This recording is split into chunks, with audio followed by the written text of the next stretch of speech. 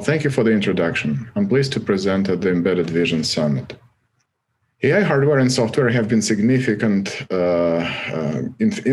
growth in the past several years, but to take it out of research labs and put it into production, we need end-to-end seamless hardware and software integration for effective workload development and processing. AI Edge itself presents unique challenges for model optimization and compression. Most efforts today stop when model and data are deployed, but the real value is realized when application is connected to live data and perform its functions 24/7.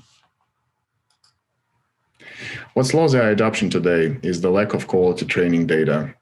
It's very difficult to program and use tools. That's been very much the main reason why we spend time developing our solution.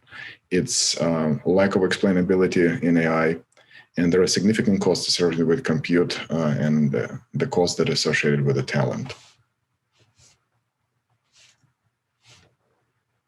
Enterprises are actively developing models, but it takes months to get those models deployed in real production scenarios.